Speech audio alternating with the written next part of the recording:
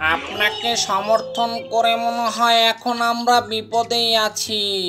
আমাকে সমর্থন করে তোরা বিপদে আছিস কেন? এমন প্রশ্ন করলি আমাকে? কি করব বলেন, আপনি বন দখল করে আছেন, এর ভিতরে ডাকুবাগও চলে এসেছে। আপনারা ডাকুবাগের ভিতরে একটা লড়াইও চলছে।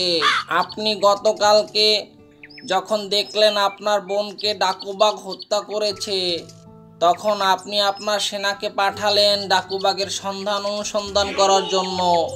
কিন্তু আপনার সেই সেনা আর ফিরে এলো না। কেন আসলো না জানেন? কারণ ডাকুবাগের সেনা আপনার ওই সেনাকে হত্যা করে নিয়ে গেছে।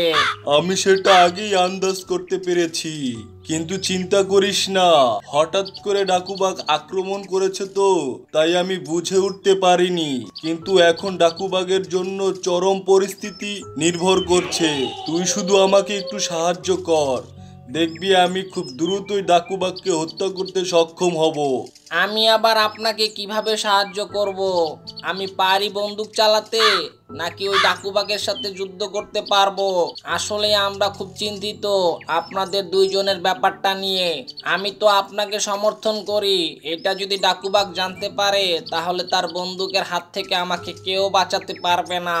আরে এত চিন্তা করিস না, ডাকুবাগই তো বাঁচবে না। শোন, তুই ডাকুবাগের কাছে গিয়ে বলবি আমি পাহাড়ের ওই পারের জঙ্গলে একা বসে আছি। তারপরে ডাকুবাগ আমাকে হত্যা করার জন্য সেখানে চলে আসবে। আর এসে যখন আমাকে দেখতে পাবে না, তখন সে ভাববে আমি আসিনি অথবা আমি চলে এসেছি।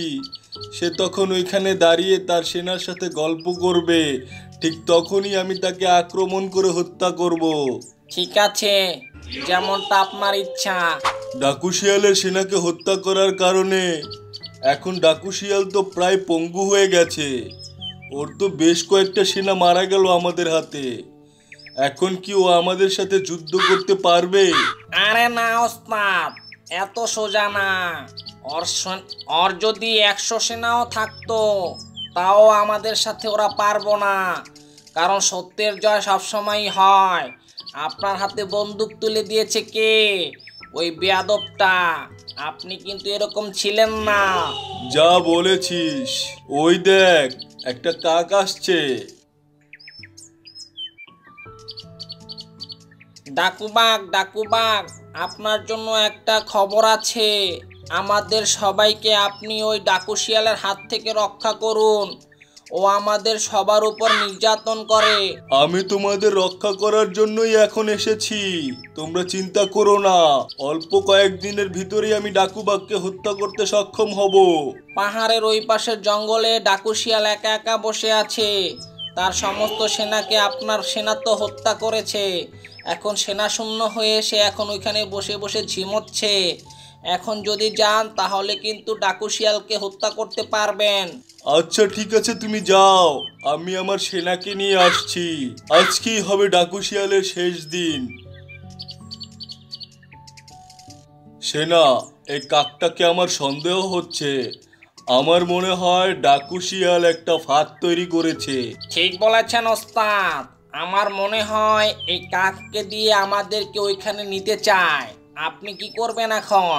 আমরা সেখানে যাব, চিন্তা করিস না, ডাকু শিয়াল আমাদের কিছু করতে পারবে না।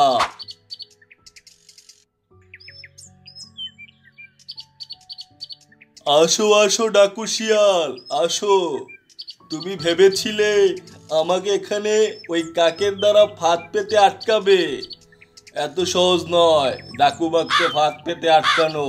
ডাকুবাগ, দেখ, তোরে শেষবারের মতো বইলা যাইতাছি, বন থেকে চইলা যা।